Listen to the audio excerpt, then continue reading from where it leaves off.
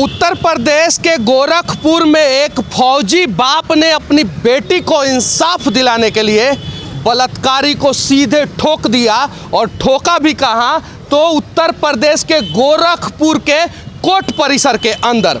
अभी मैं गोरखपुर में हूँ और गोरखपुर का यही जो है वो व्यवहार न्यायालय है, यानी सिविल कोर्ट।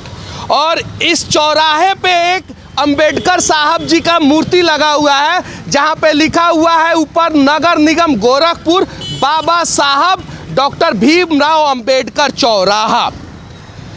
कुछ दिन पहले यहाँ पे एक घटना घटी थी और एक दरिंदा ने एक फौजी की बेटी के साथ रेप किया था।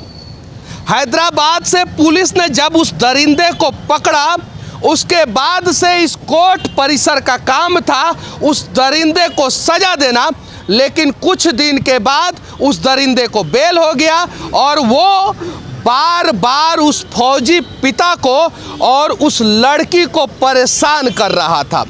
जो बाप जीवन भर अपने देश के दुश्मनों से लड़ा हो, क्या उसके अंदर इतनी भी हिम्मत नहीं है कि वो अपने बेटी के दुश्मन से लड़ सके?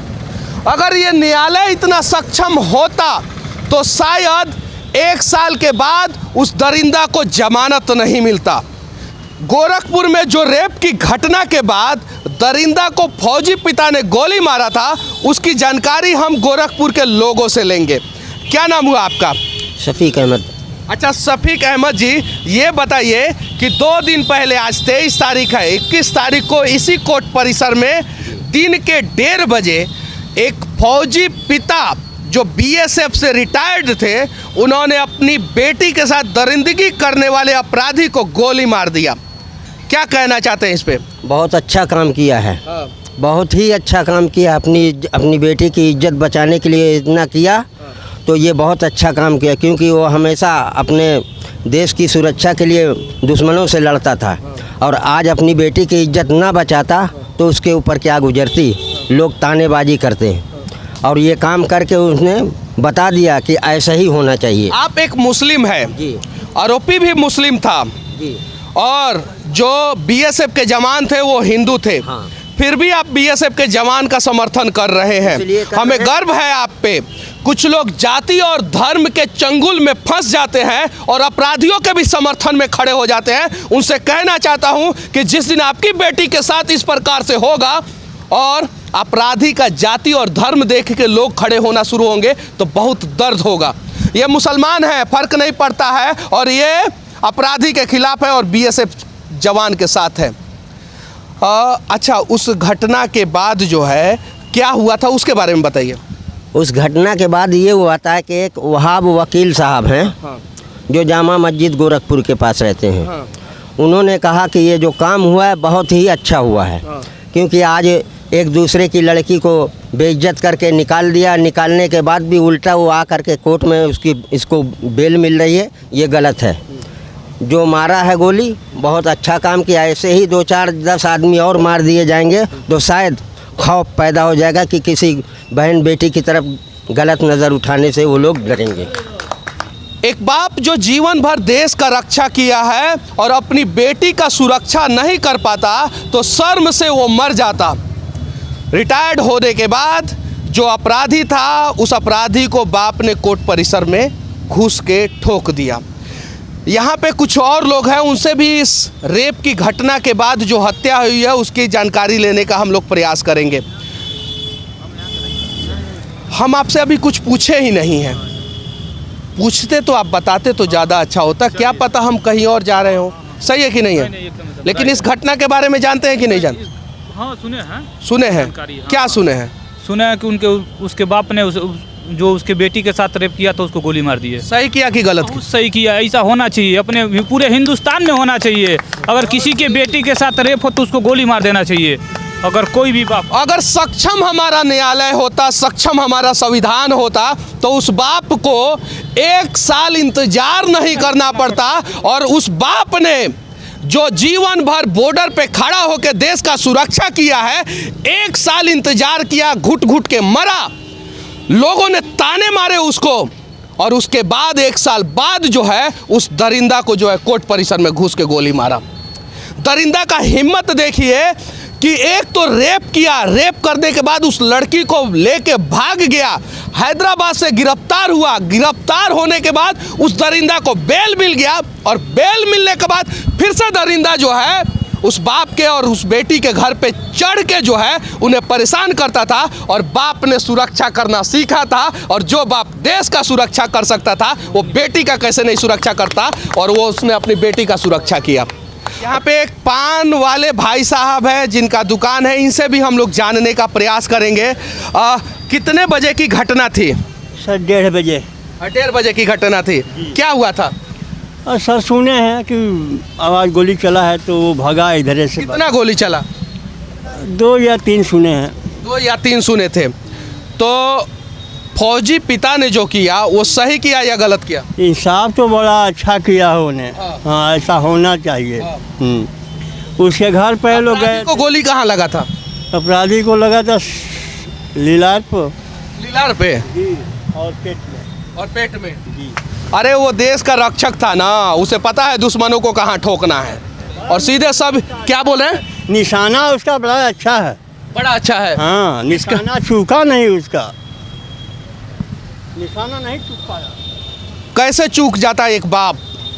बेटी के इज्जत का सवाल था, और जिसने देश का हमेशा सुरक्षा किया है अपनी बेटी के सुरक्षा के लिए निशाना कभी नहीं चूक सकता था, और इसीलिए अपराधी को सीधे माथे में ठोका और सीधे पेट में ठोका, और 2 गोली चलाया, दोनों गोली चुका नहीं, सीधे अपराधी को जो है ऊपर पहुंचा दिया।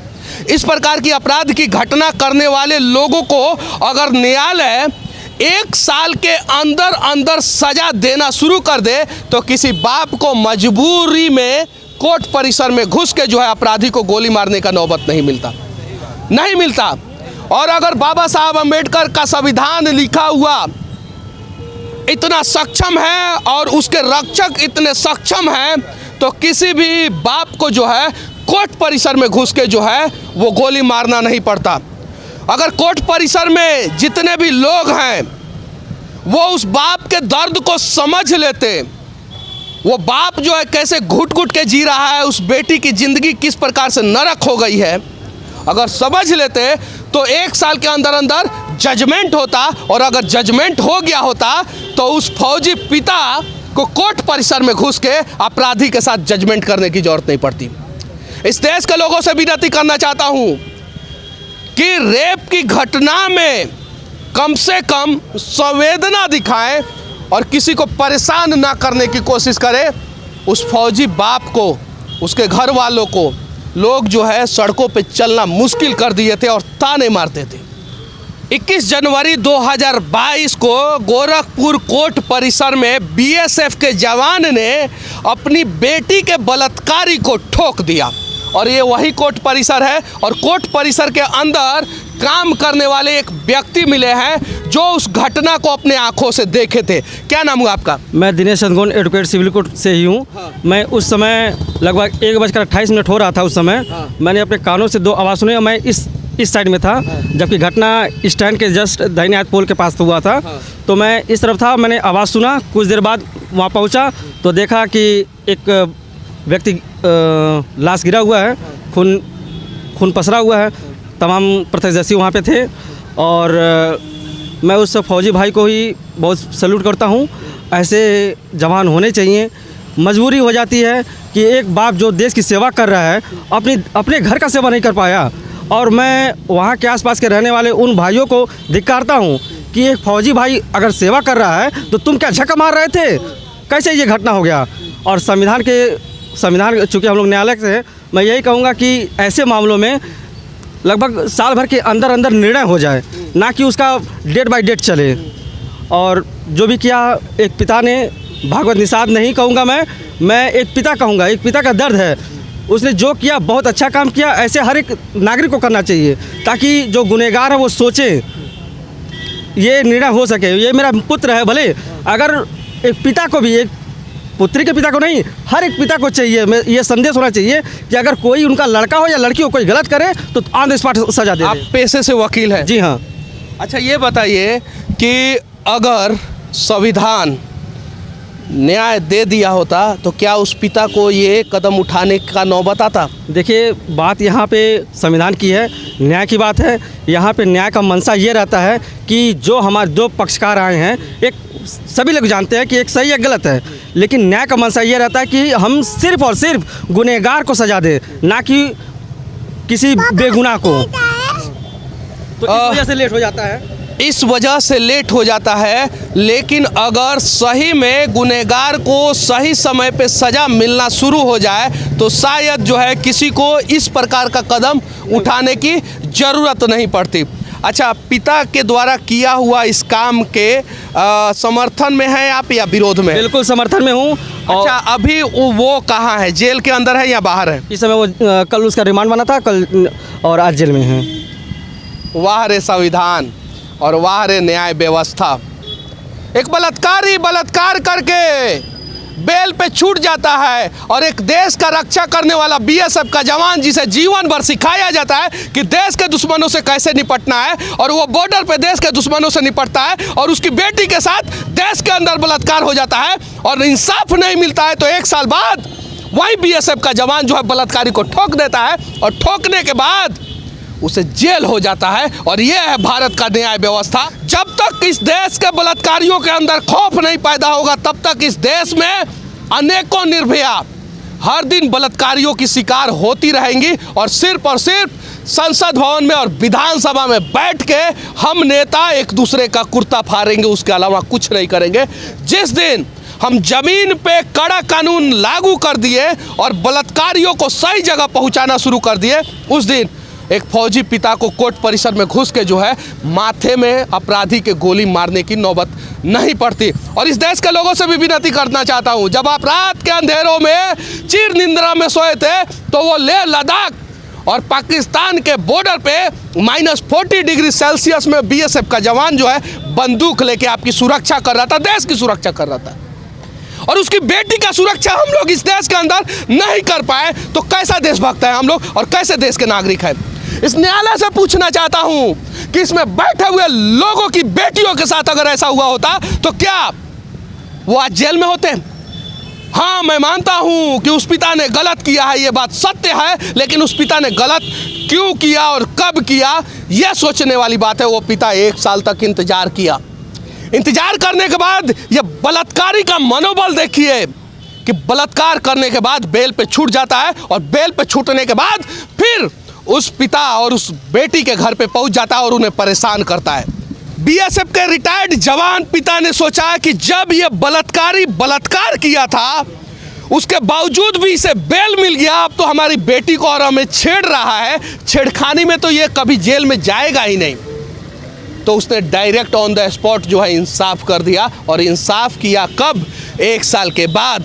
तो इस देश के न्याय व्यवस्था से विनती है कि उस पिता के दर्द को समझे और हो सके तो जिस प्रकार से आपने पास्को एक्ट के आरोपी को बेल दिया था उस प्रकार से पहले पिता को बेल दे और उसे अपना पक्ष कोर्ट परिसर में रखने दे। उसके अलावा इस न्याय व्यवस्था से एक और विनती करना चाहता हूं, जब वो पिता अपना पक्ष रखेगा ना तो उसका वीडियो रिकॉर्डिंग हो और पूरे देश के लोगों को दिखाया जाए कि वो पिता कितना दर्द में था, कितनी मजबूरी में था और कितना बेवश होकर जो है ना उसने गोली चलाया, जिसे जीवन भर सिर्फ और सिर्फ यही सिखाया गया था कि देश के दुश्मनों से लड़ना है, देश के दुश्मनों से लड़ना है। और वो मजबूर होकर जो है ना कोर्ट परिसर में घुस के अपनी बेटी के दुश्मन से लड़के बेटी के बलात्कारी को जो है ना वो ऊपर पहुंचा दिया।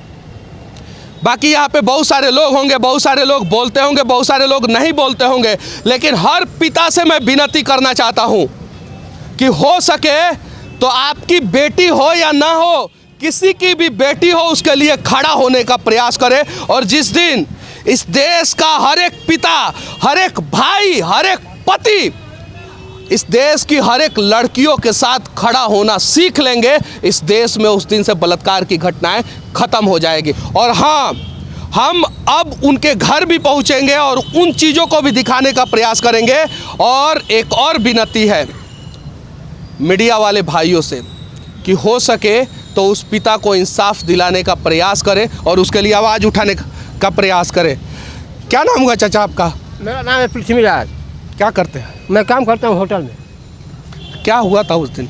अरे हमने देखा नहीं था, मैं तो उधर काम करता हूँ। मैं आपको पैर छू रहा हूँ, आप बड़े आदमी हो। नहीं, ऐसा कुछ नहीं है। हर एक पिता के लिए हम लोगों को लड़ना होगा और खड़ा होना होगा। जिस दिन हम लोग हर एक पिता के लिए खड़ा होना शुरू कर देंगे ना, उस दिन इस देश का किसी भी पिता का जो है ना शर्म से सर नीचा नहीं होगा। जय हिंद। हाँ बोलिए। ये जो भी हुआ ये अच्छा भी हुआ गलत हुआ। किसी की बहन बेटी के ऊपर ऐसा बलात्कार क्यों किया? वो भी बिहार का रहने वाला था। मेरी ही बहन हो, मेरी बिटिया हो, मेरी माँ हो, अगर जा रही है तो बलात्कारी क्या है? इतने बड़े यहाँ दबंग हैं यूपी गोरखपुर में।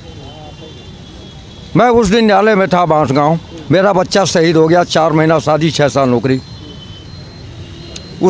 उसी का पिता हूँ, स्वर्गीय RC Yadav, SPG commando inspector का 4 महीने शादी 6 साल नौकरी, बच्चा मर गया। बस इतना ही कहूँगा कि किसी पिता का शर्म से सर न झुके, इसके लिए हर एक पिता को जो है आगे आना होगा। जय हिंद। जय हिंद, जय भारत, वंदे मातरम, वंदे मातरम।